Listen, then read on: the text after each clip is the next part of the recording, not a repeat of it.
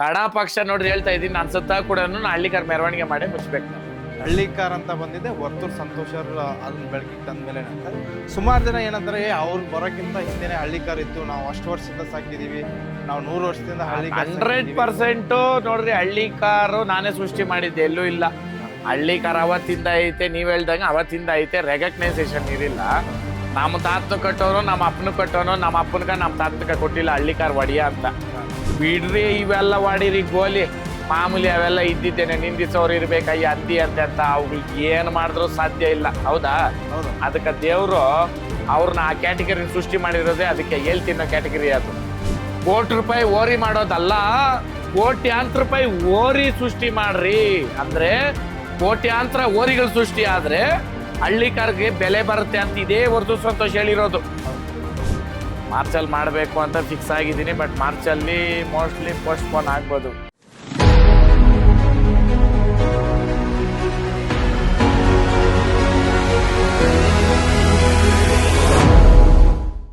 ಅಣ್ಣ, ಇನ್ನೊಂದು ಇವಾಗ ಮೊನ್ನೆ ಎಮ್ಮೆ ಎಲ್ಲ ತರಕ್ ಹೋಗಿದ್ರಿ ಅಂತ, ಇವಾಗ ಇಷ್ಟು ದಿನ ಹಳ್ಳಿಕಾರ್ ಹಸುಗಳನ್ನ ಸಿಕ್ಕಾಪಟ್ಟೆ ಇಲ್ಲ, ಎಮ್ಮೆ ಯಾವಾಗ್ಲೂ ಇರ್ತವೆ ನಮ್ಮ ಹತ್ರ.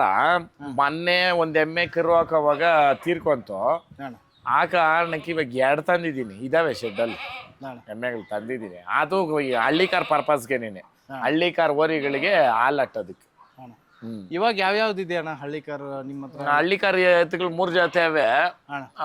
ಒಂದ್ ಜೊತೆ ಕೊಟ್ಟಿದ್ದೆ ನೆನ್ನೆ, 2 ಜೊತೆ ಕೊಟ್ಟ ಹಂಗಾಯ್ತು. ಒಂದ್ ಜೊತೆ ತಗೊಂಡಿದ್ದೀನಿ, ಇನ್ನ ಹೊರಗಡೆ 3 ಜೊತೆ ತಗೊಂಡಿದ್ದೀನಿ. ಇನ್ನ ಒಂದು 6 ಜೊತೆ ತಗೊಂತೀನಿ. ಇನ್ನೂ 6 ಜೊತೆ? ಇನ್ನ 6 ಜೊತೆ ತಗೊಂತೀನಿ. ಘಾಟಿನಲ್ಲಿ ಒಂದು 3 ರಿಂದ 4 ಜೊತೆ ತಗೊಂತೀನಿ. ಹಳ್ಳಿ ಮೇಲೆ ಒಂದು 3 ರಿಂದ 4 ಜೊತೆ ತಗೊಂತೀನಿ. ಅಣ್ಣ, ಇನ್ನೊಂದು ಇವಾಗ ನಮ್ಮ ಡಾಕ್ಟರ್ ವಿಷ್ಣುವರ್ಧನ್ ಸರ್ ಎಲ್ಲ ಕಡೆ ಇದು, ಅವ್ರಿಗೆ ಸುದೀಪ್ ಸರೇ ಸಪ್ರೇಟ್ ಆಗಿ ಅವ್ರಿಗೆ ಪುಣ್ಯ ಭೂಮಿನ ಅಲ್ಲ, ಆ ವಿಚಾರ ಅಂತ ಬಂದ್ರೆ ನಮ್ಮ ತೋಟದಲ್ಲಿ ಕೂಡ ನಾನು ಒಂದು ಕಟ್ಸ್ತೀನಿ. ಯಾಕಂತಂದ್ರೆ ಕೊಡಗೈ ದಾನಿ ಕರ್ಣ ಅಂತ ಏನು ಅವ್ರು ಪಿಕ್ಚರ್ ಮಾಡಿದ್ರು, ನಮ್ ಸುಮಾರು ಇದಕ್ಕೆ ಅವ್ರದ್ದು ಹಾಕಿದ್ದಾರೆ.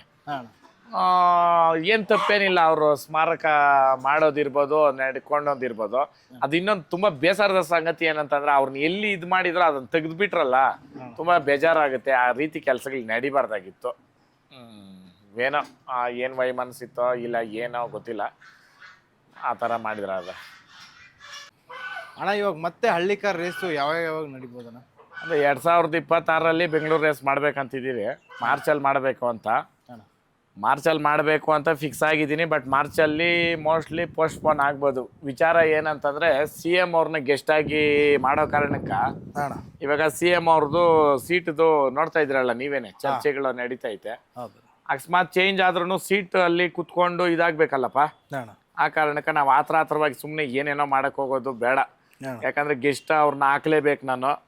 ಅವ್ರಿಗೂ ನಮ್ಮ ಹಳ್ಳಿಕಾರ್ ಬಗ್ಗೆ ತಿಳಿಸ್ಕೊಡ್ಬೇಕಂತಂದ್ರೆ ಅವ್ರ ಅಂತ ಪ್ರೋಗ್ರಾಮ್ ಬಂದ್ರೇನೆ ಇನ್ನ ತುಂಬಾ ಚೆನ್ನಾಗಿರುತ್ತೆ. ಆ ಕಾರಣಕ್ಕೆ ಅದು ನೋಡ್ಕೊಂಡು ನಾನು ಡೇಟ್ ಫಿಕ್ಸಿಂಗ್ ಹೇಳ್ತೀನಿ. ನಾನು ಹೇಳ್ಬಿಟ್ಟಿದ್ದೆ ಮಾರ್ಚಲ್ಲಿ ಅಂತ. ಮಾರ್ಚಲ್ಲಿ ಮತ್ತೆ ನಮಗೆ ಒಂದೇ ಡೇಟ್ ಕೊಟ್ಟಿರೋದು. ಅಲ್ಲಿ ನಾನು ಯಾವಾಗ ಡೇಟ್ ಕೇಳ್ತೀನಲ್ಲ ಅಲ್ಲಿ, ಆ ಕಾರಣಕ್ಕೆ ನವೆಂಬರಲ್ಲಿ ಒಂದು 4 ಡೇಟ್ ಇದೆಯಂತೆ. ಸರಿ, ಹೋದ್ಸಲಿ ಮಾಡ್ದಂಗೆನೆ ನವೆಂಬರಲ್ಲೇನೆ ಮಾಡೋಣ. ಯಾಕಂತಂದ್ರೆ ಆತರವಾಗಿ ಮಾಡೋ ಅವಶ್ಯಕತೆ ಏನು ಇಲ್ಲ ಅಲ್ವಾ. ಜಾತ್ರೆಗಳ ಟೈಮ್ ಬೇರೆ, ಆಮೇಲೆ ಜನಗಳಿಗೂ ಓರಿ ಕಟ್ಟಿರೋರಿಗೆ ತೊಂದರೆ ಇರುತ್ತೆ, ಜಾತ್ರೆಗೆ ಬರೋದಾ ರೇಸ್ಗೆ ಬರೋದಾ ಅಂತ. ನವೆಂಬರಲ್ಲಿ ಏನು ಆ ರೀತಿ ಏನು ಇರಲ್ಲ. ನವೆಂಬರಲ್ಲೇ ಆಲ್ಮೋಸ್ಟ್ ಆಲು ಪೋಸ್ಟ್ಪೋನ್ ಆಗ್ಬೋದು. ಬಟ್ 100% ಈ ಸಲ ಮೇಯ್ನ್ ಮಾಡ್ತಾ ಇರೋ ಕಾರಣನೇ ಇದರಿಂದ. ಯಾವುದರಿಂದ? ನಮ್ಮ CM ಇದರಿಂದ ಸ್ವಲ್ಪ ಏರುಪೇರು ನಡೀತಾ ಇದೆ ಕುರ್ಚಿಗಳದ್ದು. ಅದ್ರದ್ದು ಸೆಟ್ಲ್ ಮಾಡಿಕೊಂಡು ನವೆಂಬರಲ್ಲೇ ಮಾಡೋಣ ಅಂತ.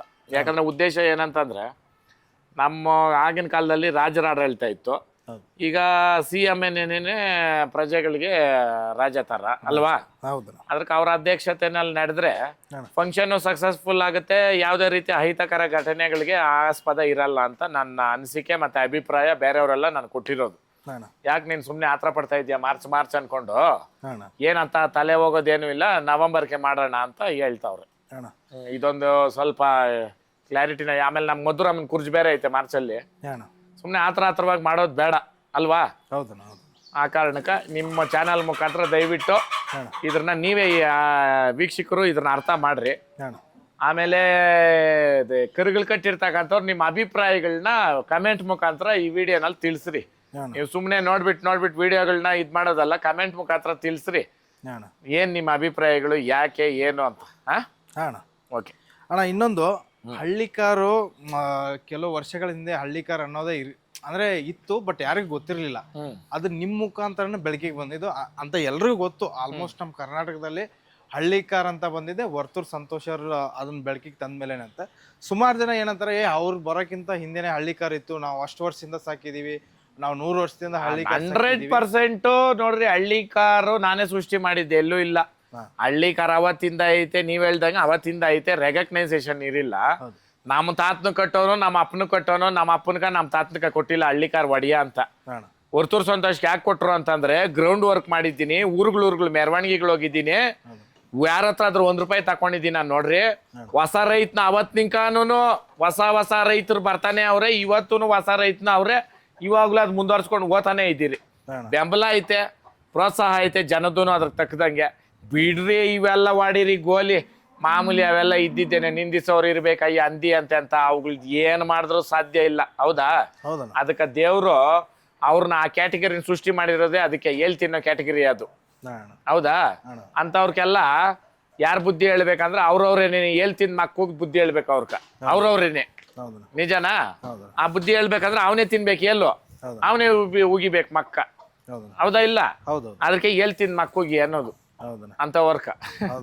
ಅಣ್ಣ, ಇನ್ನೊಂದು ಹಳ್ಳಿಕಾರ್ಗೂ ಇವಾಗ ನೀವು ಇದನ್ನ ರೆಕಗ್ನೈಸ್ ಮಾಡೋಕ್ಕಿಂತ ಮುಂಚೆ ಇಷ್ಟೊಂದು ರೇಟ್ ಹಳ್ಳಿಕಾರ್ ಒಂದು ತಳಿಗೆ ಇಷ್ಟೊಂದು ಪ್ರೈಸ್ ಇದೆ, ಇಷ್ಟು ವ್ಯಾಲ್ಯೂ ಇಲ್ಲ. ಈ ವಿಚಾರದಲ್ಲಿ ನೋಡ್ರಿ, ನಾವೆಲ್ಲೂ ಪ್ರೈಸ್ ನ ಹೈಪ್ ಮಾಡ್ಕೊಂಡ್ಬೇಕು ಬರ್ಬೇಕು ಅಂತ ನನ್ನ ಉದ್ದೇಶ ಅಲ್ಲ.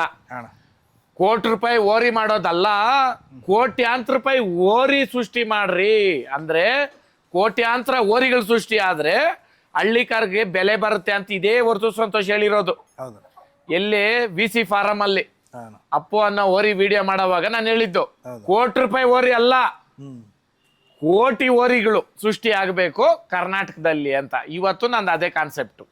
ಏನು, ₹1,00,00,000 ಬೆಲೆ ಕಟ್ಟೋ ಓರಿ ಅಲ್ಲ, ಕೋಟ್ಯಾಂತರ ಓರಿಗಳು ಸೃಷ್ಟಿ ಆಗ್ಬೇಕು ಕರ್ನಾಟಕದಲ್ಲಿ. ನಡೀತೈತೆ ಆ ಕಾರ್ಯ, ನಡೀತೆ ಮುಂದಕ್ಕೆ. ಅಣ್ಣ, ಇವಾಗ ನನ್ನ ಪ್ರಕಾರ, ನಾ ಬೇರೆಯವ್ರದ್ದು ನಾನು ಹೇಳಲ್ಲ, ನನ್ನ ಪ್ರಕಾರ ಹೇಳ್ರಿ. ಇವಾಗ ಮೈಸೂರಲ್ಲಿ ಜಂಬೂ ಸವಾರಿ ಮಾಡ್ಬೇಕಂದ್ರೆ ಆನೆನ ಯೂಸ್ ಮಾಡ್ತಾರೆ. ಅದೇ ತರ ಹಳ್ಳಿಕಾರ್ ತಳಿ ಅಂದ್ರೆ ಒಂದು ಆನೆ ಲೆವೆಲ್ಗೆ ಹೊಂದುತ್ತೆ. ಇಲ್ಲ, ನೀವು ಅದನ್ನೇ ಒಳ್ಳೆ ಪಾಯಿಂಟ್ ನಿಮ್ದು. ಅಲ್ಲಿ ಆನೆ ಯೂಸ್ ಮಾಡ್ದಂಗೆ ಈ ಪ್ರತಿಯೊಂದು ಊರುಗಳಲ್ಲೂ ಅಣ್ಣಮ್ಮ ಇರ್ಬೋದು, ದೇವ್ರುಗಳ ಕಾರ್ಯ ಇರ್ಬೋದು, ಅದ್ರಲ್ಲಿ ಹಳ್ಳಿಕಾರ್ ಬಳಸ್ತಾವ್ರಲ್ಲ. ಇವಾಗ ನಾನ್ ಏನೇ ಕಾರ್ಯ ಮಾಡ್ಲಿ, ಕಡಾ ಪಕ್ಷ ನೋಡ್ರಿ ಹೇಳ್ತಾ ಇದ್ದೀನಿ, ನಾನು ಸತ್ತ ಕೂಡ ಹಳ್ಳಿಕಾರ್ ಮೆರವಣಿಗೆ ಮಾಡಿ ಮುಚ್ಬೇಕು ನಾನು. ಅದು ನನ್ನ ಆಸೆ. ನಾನು ಅದು ಹೇಳ್ಬಿಟ್ಟೆ ಹೋಗೋದು. ನನ್ನ ಮಕ್ಕಳಿಗೂ ನಾನು ಒಂದೇ ಹೇಳೋದು, ಈ ಜಮೀನು ಆಸ್ತಿ ಅನುಭವಿಸ್ಬೇಕಾದ್ರೆ ಈ ಹಳ್ಳಿಕಾರ ಅವ್ರು ಕಟ್ಟಬೇಕು. ನಾನು ಹೋಗ್ಬಿಟ್ರು ಹಳ್ಳಿಕಾರ ಕಟ್ಟೋದು ಬಿಡಬಾರ್ದು ಅವ್ರು. ಅವಾಗೇನೆ ಈ ಆಸ್ತಿನ ಅವ್ರು ಅನುಭವಿಸಕ್ ಸಾಧ್ಯ. ಅದು ವಿಲ್ ಮಾಡ್ಬಿಡ್ತೀನಿ. ಇವಾಗ ಹಳ್ಳಿಕಾರ್ ಕಡೆಯಿಂದನೇ ಎಷ್ಟೋ ಜನ ಅದನ್ನ ಸಾಕ್ಬಿಟ್ಟು ಅದರಿಂದ ಉತ್ಪಾದನೆ, ಎಷ್ಟೋ ಜನ ರೈತರುಗಳು ಬದುಕ್ತಾ ಇದ್ದಾರೆ. ಇಲ್ಲಿ ಉತ್ಪಾದನೆ ನೋಡ್ರಿ, ದನದಿಂದ ಮೇನ್ ಸೋರ್ಸ್ ಏನಂತಂದ್ರೆ ಗಂಜಲ ಮತ್ತೆ ಸಗಣಿ, ಮೇನ್ ತಿಪ್ಪೆ ಗೊಬ್ಬರ. ಇದು ನಮಗೆ ಎಷ್ಟು ಅವಶ್ಯಕತೆ ಅಂತಂದ್ರೆ, ಇವಾಗ ಅದೇನು ಅಗ್ರಿಕಲ್ಚರ್ ಅಂತ ಮಾಡ್ತಾರಲ್ಲ, ಸಾವಯವ ಕೃಷಿ, ಅದಕ್ಕೆ ಬೇಕೇ ಬೇಕು. ಅದಕ್ಕೆ ಸ್ನೇಹಿ ಆಯ್ತಾ? ಆಮೇಲೆ ನಾಟಿ ಹಸು ಅಲ್ಲೋ ಕಮರ್ಷಿಯಲ್ ಬೇಡ, ಮನೆ ಪರ್ಪಸ್ಗೆ ನಮ್ಗೆ ಆರೋಗ್ಯಕ್ಕೆ ಎಷ್ಟು ಒಳ್ಳೇದು ಅಲ್ವಾ? ಆ ಕಾರಣಕ್ಕ ನಮ್ಮನೆ ಮಟ್ಟಕ್ಕಾದ್ರೂ ನೀವ್ ಎಷ್ಟೇ ಸೀಮೆ ಹಸು ಇಟ್ಕೊಳ್ರಿ, ಎಷ್ಟೇ ಎಮ್ಮೆಗಳು ಕಟ್ಕೊಳ್ರಿ, ಏನೇ ಮಾಡ್ರಿ, ಒಂದೊಂದು ನಾಟಿ ಹಸ ಇಡ್ರಿ ಅಂತ ನಾನು ಹೇಳಿದ್ದು. ಅದು ಇವಾಗೂ ನಡೀತಾ ಐತೆ, ನಡೀಲಿ ಅಂತ ನಾನು ಹೇಳಕ್ ಇಷ್ಟಪಡ್ತೀನಿ.